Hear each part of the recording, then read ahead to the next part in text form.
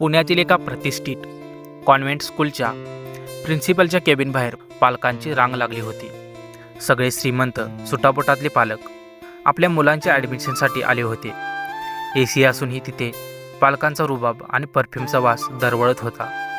तेवढ्यात तिथे एक माणूस आला. त्याचं नाव होतं कोंडिबा. कोंडिबाची अवस्था बघून सगळ्यांनी नाकाला रुमाल लावला.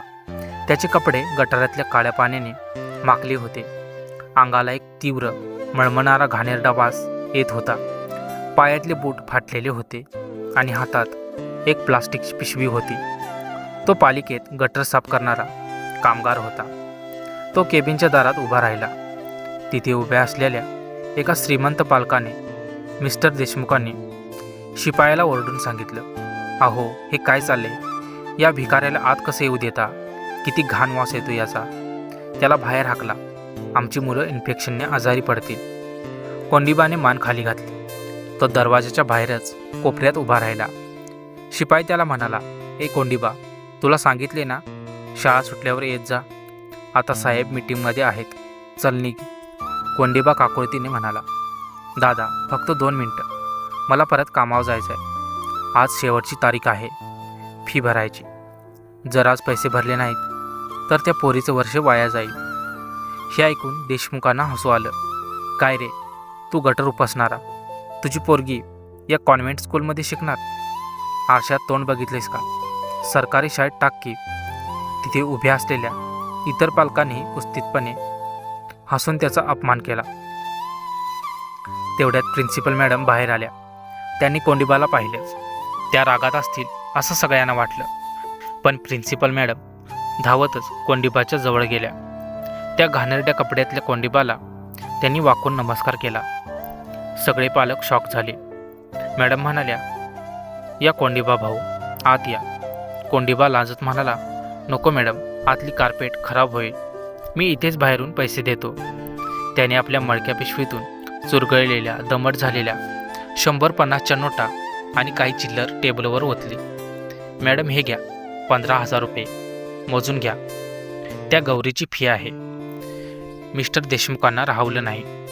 त्यांनी विचारलं, "मॅडम, हा गटार साफ करणारा आणि त्याची मुलगी गौरी तुमच्या शाळेत शिकते आणि तुम्ही त्याला इतका मान का देताय?" प्रिन्सिपल मॅडमच्या डोळ्यात पाणी आलं.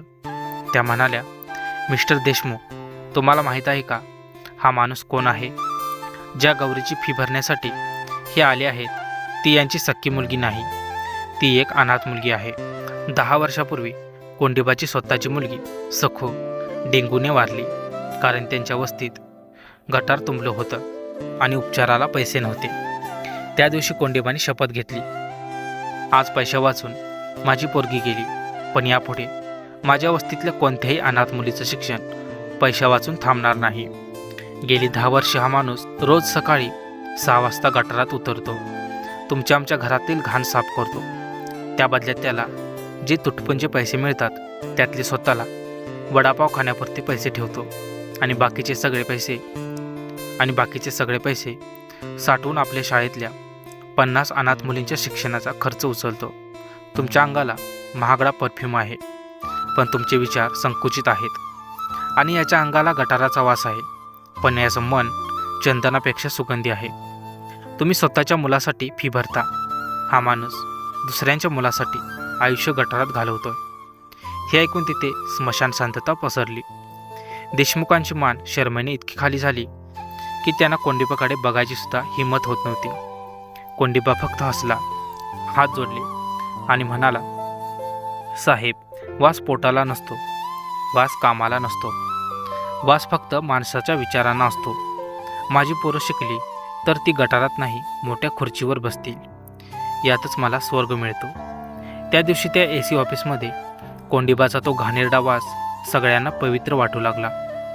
माणूस काय काम करतो यावरून त्याची उंची मोजू नका. तो ते काम कोणत्या उद्देशानं करतो हे महत्त्वाचं आहे. समाजसेवा करण्यासाठी खिसा नाही तर काळीज मोठं असावं लागतं.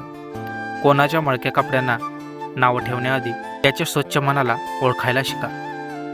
धन्यवाद. तर मित्रांनो, आजची ही रिअल स्टोरी तुम्हाला कशी वाटली ते कमेंटमध्ये नक्कीच सांगा. तुम्हाला जर हा व्हिडिओ आवडला असेल तर व्हिडिओला एक लाईक आणि चॅनेलला सबस्क्राईब करायला विसरू नका. तर भेटूया अशाच एका नवीन आणि माहितीपूर्ण व्हिडिओमध्ये.